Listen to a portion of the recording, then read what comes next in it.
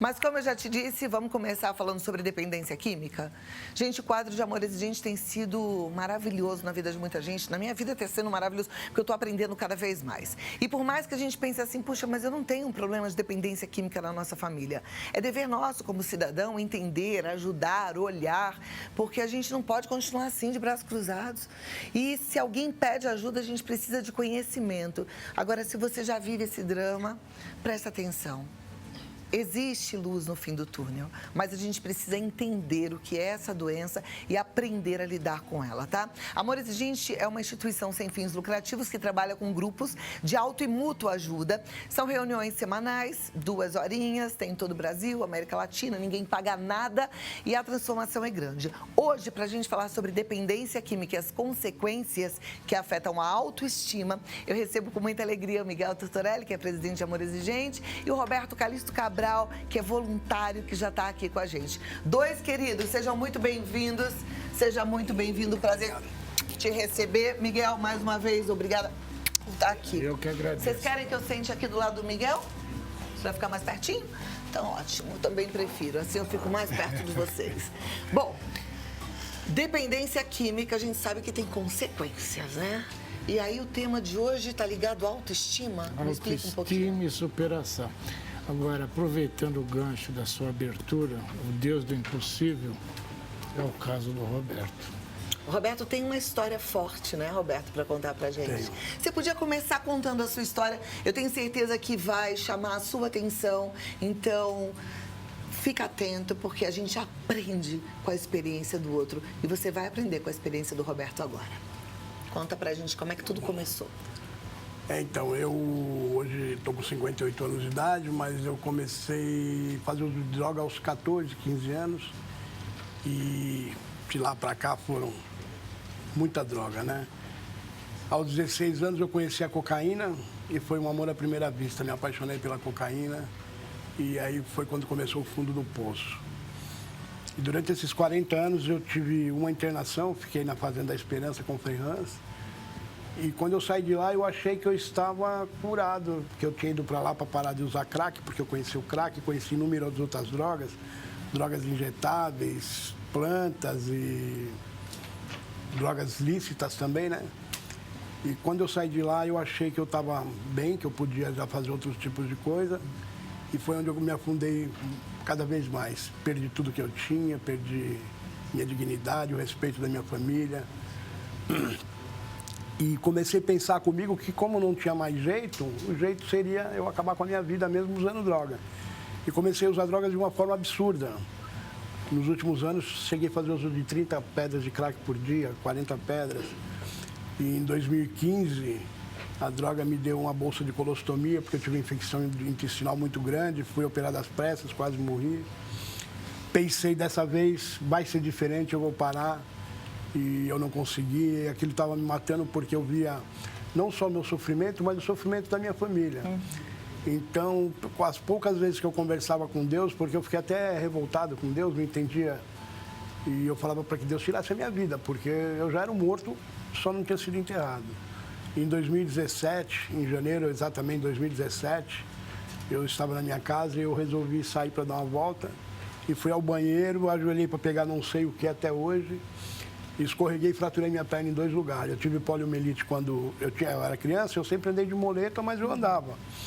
E eu fraturei minha perna em 2 lugares. Naquela hora, a dor que eu senti da fratura foi muito grande, mas a dor maior que eu senti naquele momento é porque eu ia sair para fazer uso de droga.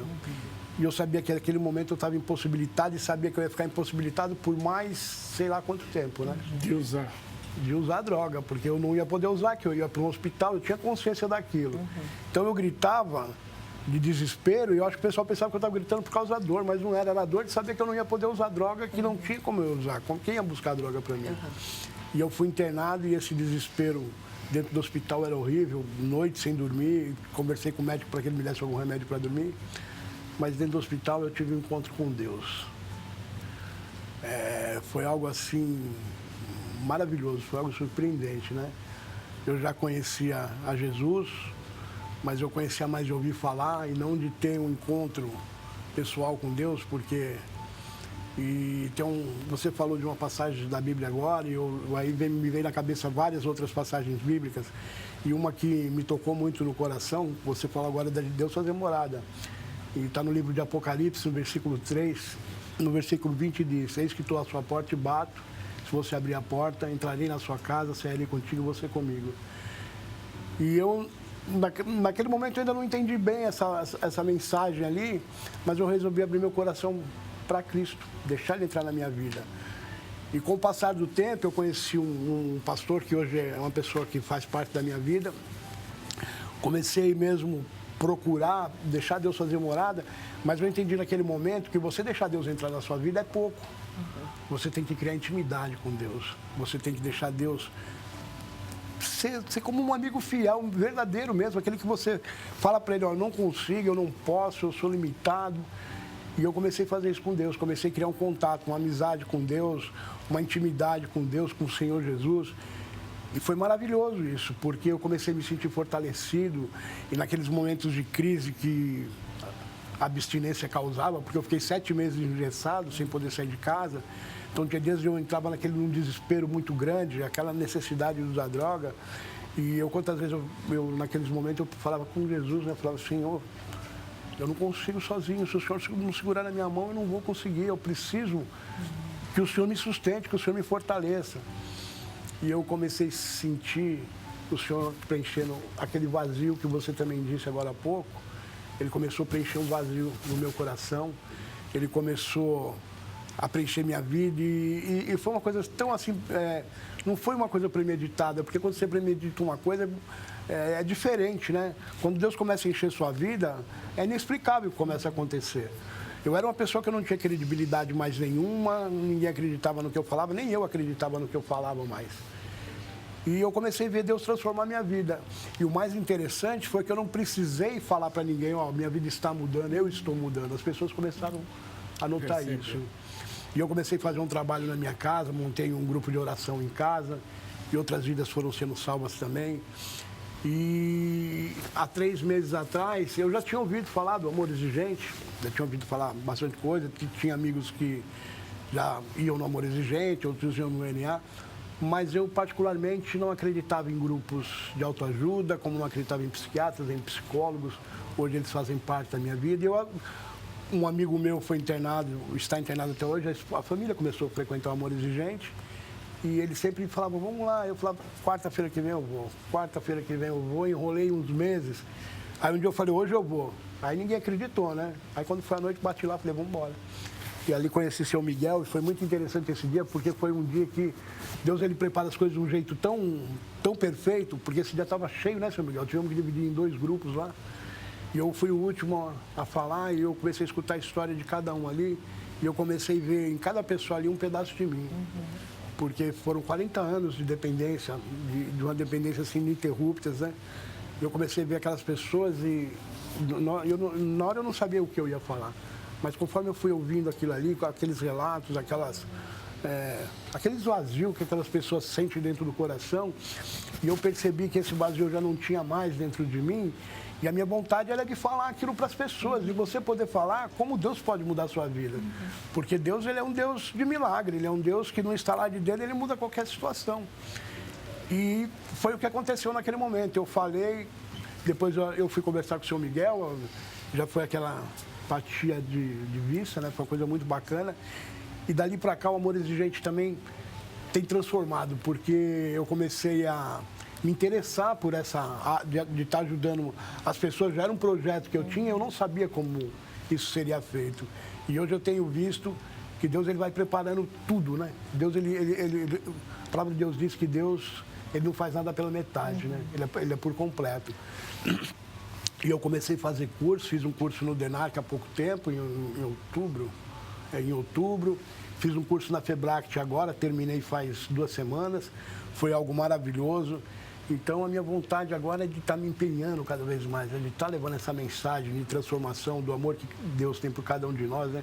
Como é maravilhoso, eu tenho até essa semana eu passei por uma experiência, socorrendo uma pessoa também que é dependente química, e pude falar para ela, né, que só Deus mesmo que pode preencher essa necessidade, essa carência que a gente tem, porque nós somos carentes de amor, de afeto. O ser humano ele é muito complicado, às vezes a pessoa que vai mais próxima de você é aquela que mais te magoa, até não por maldade, mas porque nós somos falhos mesmo, né? E hoje eu, graças a Deus, graças ao Senhor, Deus tem colocado pessoas maravilhosas na minha vida e hoje, inesperado, estou aqui para contar essa experiência, né? E tem sido muito gratificante. Que lindo seu testemunho, sua experiência, da gente ficar feliz, né? Com o agir de Deus nas nossas vidas. E o que ele fez com a vida do Roberto, com certeza ele pode fazer com a vida de quem você tanto ama, do teu filho, do teu neto, do seu esposo, com a tua própria vida, né? Aquilo que eu falei no começo mesmo, a gente tem que abrir a porta, porque ele também não é intruso. Se você não der espaço, ele não vem. Então chama, do seu jeito mesmo. Tem gente que acha que para conversar com Deus tem que ter um jeito bonitinho, tem que ter um protocolo. Não, pode só falar, não sei nem o que pedir, mas vem aqui e me dá uma força, né? Verdade. É por aí. E hoje o Roberto, né, tem se dedicado muito ao Amor Exigente e nós vamos abrir um outro grupo lá na Zona Norte e ele vai coordenar a sobriedade. Maravilha! Roberto, meus parabéns, viu, pelo empenho, que história linda e você prova para todo mundo que está assistindo que é possível. O que o Amor Exigente mudou nesse período? Então, o Amor Exigente, ele me ensinou muitas coisas. A compaixão, não que eu não tivesse, mas de uma maneira diferente, né? Porque são tantas histórias, né? Porque no Amor Exigente, que nem o NA, mas pessoas que fazem uso de droga, no Amor Exigente são várias possibilidades, né? Então lá você fica se separando com situações diferentes. E a perseverança, sabe? Uma coisa que eu tenho aprendido muito no Amor Exigente é que crises nós temos todos os dias, nós passamos por tristeza todos os dias. Nós não podemos colocar a nossa recuperação nas mãos de ninguém. Por exemplo, você fala assim, eu caí porque minha namorada me deixou, porque minha mãe brigou comigo. A sua recuperação tem que ser para você. E eu entendi isso na minha vida também. É verdade. Quantos anos você tem, Roberto? Você falou no comecinho? Eu tenho 58. 58 anos. Uma idade também que muita gente... Às vezes o seu problema não é a dependência química, talvez você tenha uma outra compulsão, como o Roberto acabou de falar pra gente, mas talvez você tenha, por exemplo, estagnado a sua vida e pense assim, 58 anos... Agora não tenho mais nada para fazer. Perdi a minha vida. Não. Roberto mostra que não, que dá tempo de você levantar e de reescrever a sua história, né? E começar de novo. E olha aí, agora coordenando um grupo, quer dizer, com um propósito, ajudando as pessoas, fazendo diferença na vida de quem passa pela sua vida. O ano que vem eu vou fazer psicologia. Que show! show! A estudar. Olha! E o que é mais interessante, cara, que ele tenha força, voltar a andar. Essa é a minha outra. Esse é o objetivo dele maior. Olha, voltar a andar. Mas você já está andando Com certeza. com a sua mente, caminhando por lugares que muita gente com certeza nem imaginava. Que história, Roberto, que história bonita. Roberto, com quem que você vive? Então, atualmente eu moro só, porque minha mãe está numa clínica de repouso, mas eu tenho 3 irmãs, né? E elas sofreram muito com tudo isso. Minha mãe... E você sabe que a minha maior dor durante a minha vida inteira era de saber que um dia minha mãe podia morrer e sabendo que eu ia continuar naquela situação, né? Ontem eu ainda estive com ela, comentei com o São Miguel, ela está muito feliz porque hoje tudo aquilo que eu havia perdido, né? Em relação à minha família, o respeito, a falta de confiança que eles tinham em mim, hoje eu não preciso querer me justificar em nada porque o que eu falo, eles acreditam. Não, hoje a gente vê, né? Eu não sei, eu não tenho uma foto sua antiga, queria muito ter uma foto antiga, porque eu imagino que era um Roberto completamente diferente do que eu vejo agora, né? Com certeza. E a gente pensou assim, hoje vamos falar só sobre autoestima, e aí você veio com esse testemunho maravilhoso e transformador. Mas com certeza, na época do uso, sua autoestima estava destruída. Não tinha nenhuma, Nenhuma. Né? Bom, a gente também foi conversar com o psiquiatra, o Ivan Brau, e ele explica por que acontece essa baixa autoestima. E a gente vai conferir agora.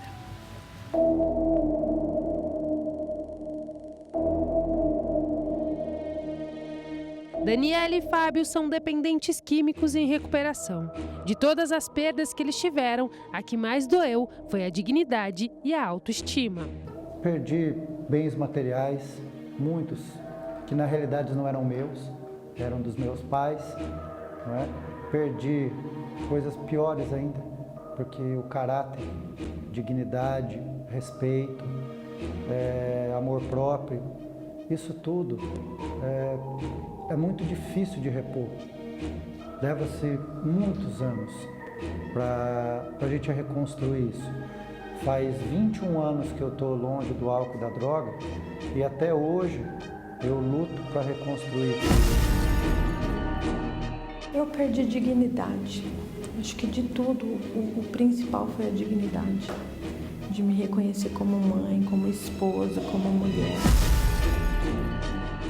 O psiquiatra Ivan Brau explica por que os dependentes químicos perdem a autoestima. É comum que as pessoas, por não conseguirem segurar a abstinência por períodos prolongados, por terem recaídas mais ou menos frequentes, pelas críticas das outras pessoas, por muitas vezes perderem empregos, perderem amigos, perderem namorados e namoradas, isso acabe refletindo numa autoestima baixa, né? E não existe uma fórmula para se recuperar essa autoestima, mas, novamente, o importante é que a pessoa tenha consciência de que se trata de um problema que não é malandragem, se trata de um problema onde realmente pode haver recaídas, ao mesmo tempo que a pessoa faz um esforço para que não haja essas recaídas e de recuperar a sua vida de modo geral, não apenas em função das substâncias, mas em função do seu desempenho na escola, no trabalho, em função de suas relações sociais, em função de suas relações afetivas, que a pessoa consiga se reerguer em todos esses aspectos. O especialista ressalta que a presença do familiar é essencial para que o dependente recupere a autoestima. É importante o familiar ter a consciência de que ninguém tem puramente a opção de ter um padrão de uso de dependência, de ter um padrão de uso grave de alguma substância. As pessoas fazem isso porque realmente as substâncias causam alterações no cérebro que têm como consequência a necessidade de uso repetido. Então é importante que a família não trate essa pessoa como sendo um malandro, como sendo um preguiçoso, como sendo uma pessoa fraca, mas sim que essa pessoa necessita de ajuda. E aí, novamente, em relação à codependência, por outro lado, saber que essa ajuda tem que ser uma ajuda construtiva e não simplesmente fazendo tudo o que a pessoa espera, tudo o que a pessoa pede e sempre passar a mão na cabeça da pessoa.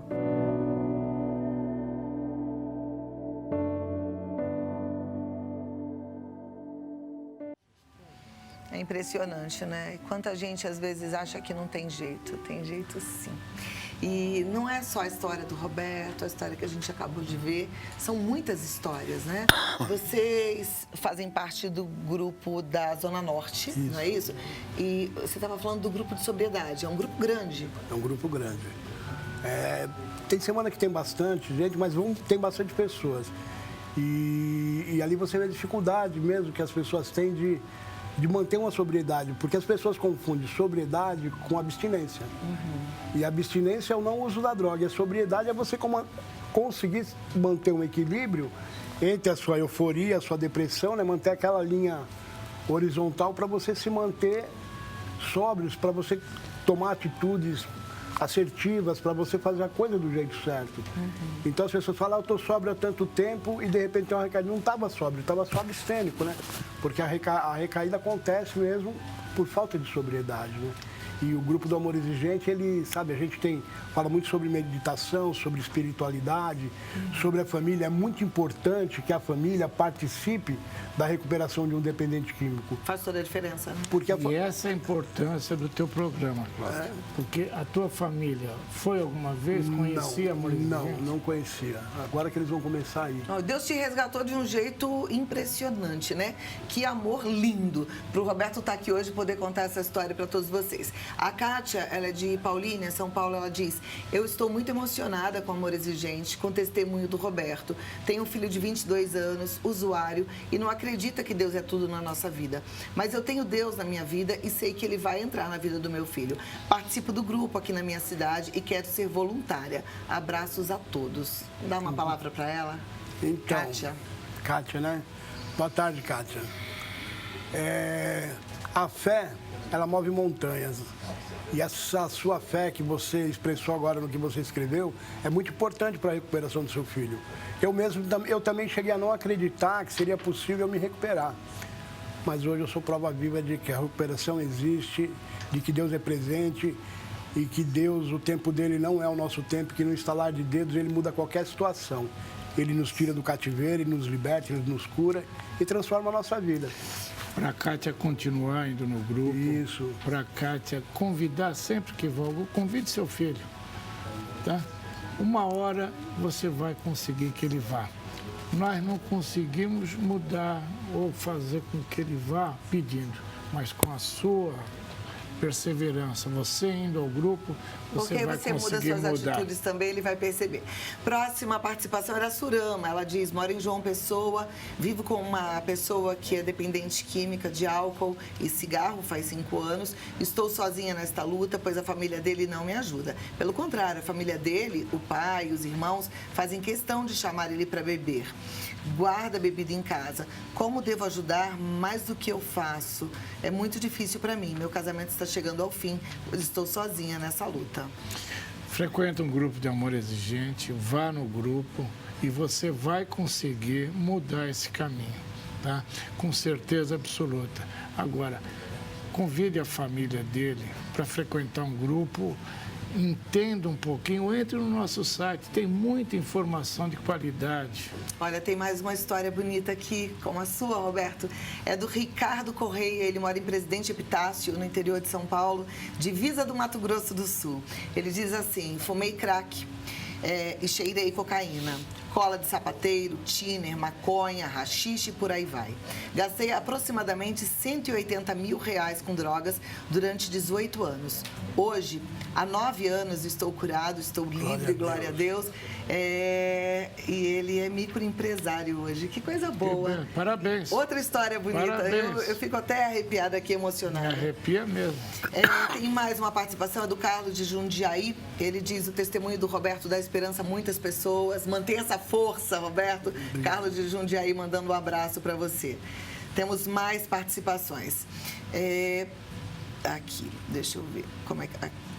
gostaria muito de algum contato. A mesma participante lá de João Pessoa, na Paraíba, gostaria de um contato. Na Paraíba, em João Pessoa, a gente tem grupo. Temos grupo. Entre no site amorexigente.org.br, localiza aí. Entre lá, você vai ver o grupo, mas nós temos grupo aí, sim. Perfeito. Deixa eu passar para o próximo. Oi, Cláudia, estou assistindo o programa, estou muito feliz por esse senhor, é o Roberto. Sei muito bem do que ele está falando, pois já passei por algo parecido, Deus me libertou. Deus pode tudo, olha lá. É o André Evangelista, obrigada pela participação, André. Gente, tem muitas participações aqui, tem uma participação aqui de Teresina, da Elaine Cristina, também dizendo que está muito feliz, glória a Deus, ela falou que está uma bênção, e está mesmo. E a sua história é linda, e eu tenho certeza que Deus permitiu isso para que você hoje pudesse estar falando para muita gente. Volte para falar mais, vamos divulgar aí essa sua história, porque com certeza pode fazer diferença na vida de tantos que estão presos com as drogas, né? Meu pai tem quantos anos? Meu pai tem 85 anos. Hoje muito feliz, vivia muito cabisbaixo, estive com ele sexta-feira, me abraçou muito. A família toda está feliz. Imagina, isso não tem preço, né? Ver um filho assim recuperado, sóbrio. E ele vai no grupo assim, com essa luta. E vamos lá. E o pessoal reclama, mas não dá, e ele vai. Né? Quando a gente quer, a gente faz. Quando quer sair, realmente. Roberto, muito obrigada por dividir a sua história. Parabéns, força aí na sua recuperação. Um dia de cada vez, né? Um dia de cada vez. Você está no caminho. Miguel, obrigada. Eu é que agradeço. Um grande abraço para a Daniela, que deu o seu testemunho, e o Fábio, que deram um testemunho de vida também. Sim, um testemunho muito bonito. Perderam a autoestima, como o Roberto, mas recuperaram tudo isso. Então, tem jeito, tá? A drogadição, o uso de drogas tem saída e depende de você. E ó, você deve procurar um grupo de Amor Exigente. O site do Amor Exigente é www.amorexigente.org.br. Entra lá, é fácil de você encontrar um grupo próximo da sua casa. Se não tiver, fica atento, porque sempre tem cursos de Amor Exigente. Você pode participar de um curso, depois você pode começar um grupo. E o importante é a gente não ficar sozinho, porque em grupo a gente encontra força. www.amorexigente.org.br. E esse final de semana nós estaremos com a família Amor Exigente, lá em Mojimirim, que vai ter assembleia e nós vamos reunir todo o Brasil. Muito bem. Até Muito lá. obrigada, Miguel. Mais uma vez, eu que Até a agradeço. próxima. Viu? Roberto, história Prazer. maravilhosa. Deus te abençoe. Você Cada também. vez mais e mais. Aproveita aí. Amém. Que essa sensação do primeiro amor, desse encontro é boa, É né? ótimo. Que dure, que a gente continue assim. Aliás, que a gente resgate isso todos os dias. Porque foi como o Roberto falou, essa intimidade com Deus faz a vida cada vez melhor.